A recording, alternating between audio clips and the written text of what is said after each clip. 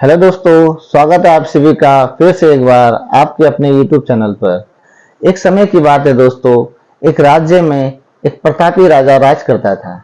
एक दिन उसके दरबार में एक विदेशी आया और उसने राजा को एक सुंदर पत्थर उपहार स्वरूप प्रदान किया। राजा वह पत्थर देख बहुत प्रसन्न हुआ। उस पत्थर से भगवान विष्णु की प्रतिमा निर्माण कर उसे राज्य के मंदिर में स्थापित करने का निर्णय लिया और प्रतिमा निर्माण का कार्य राज्य के महामंत्री को सौंप दिया। महामंत्री गांव के सर्वश्रेष्ठ मूर्तिकार के पास गया और उसे वह पत्थर देते हुए बोला, महाराज, मंदिर में भगवान विष्णु की प्रतिमा स्थापित करना चाहते हैं। 7 दिवस के भीतर इस पत्थर से भगवान विष्णु की प्रतिमा तैयार कर राजमहल पहुंचा देना। इसके लिए तुम्हें 50 स्वर्ण मुद्राएं दी जाएंगी। 50 स्वर्ण मुद्राओं की बात सुनकर मूर्तिकार खुश हो गया और महामंत्री के जाने के उपरांत प्रतिमा का निर्माण कार्य प्रारंभ करने के उद्देश्य से अपने औजार निकाल लिए। अपने औजारों में से उसने एक हथौड़ा लिया और पत्थर तोड़ने के लिए उस पर हथौड़े से वार करने लगा, किंतु पत्थर जस का तस रहा। मूर्तिकार ने हथौड़े के कई वार पत्थर पर किए, किंतु पत्थर नहीं टूटा। 50 बार प्रयास करने के उपरांत मूर्तिकार ने अंतिम बार प्रयास करने के उद्देश्य से हथौड़ा उठाया, किंतु ये सोचकर हथौड़े पर प्रहार करने के पूर्व ही उसने हाथ खींच लिया कि जब 50 बार वार करने से पत्थर नहीं टूटा तो अब क्या टूटेगा।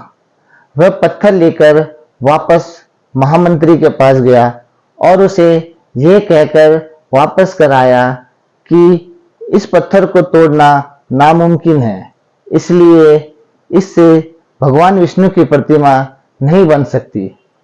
महामंत्री को राजा का आदेश हर स्थिति में पूर्ण करना था, इसलिए उसने भगवान विष्णु की प्रतिमा निर्मित करने का कार्य गांव के एक साधारण से मूर्तिकार को सौंप दिया।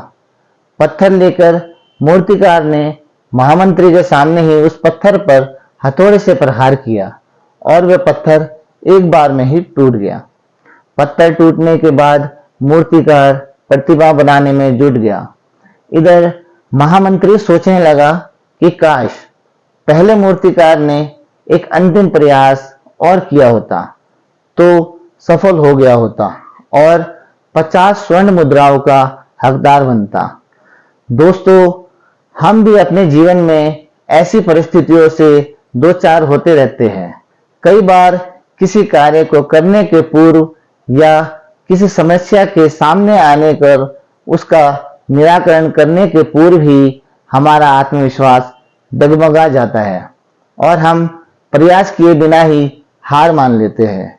कई बार हम एक दो प्रयास में असफलता मिलने पर आगे प्रयास करना छोड़ देते हैं, जबकि हो सकता है कि कुछ प्रयास और करने पर कार्य पूर्ण हो जाता या समस्या का समाधान हो जाता।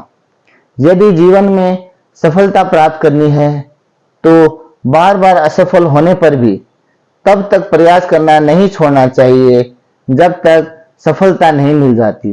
क्या पता जिस प्रयास को करने के पूर्व हम हाथ खींच ले वही हमारा अंतिम प्रयास हो और उसमें हमें कामयाबी प्राप्त हो।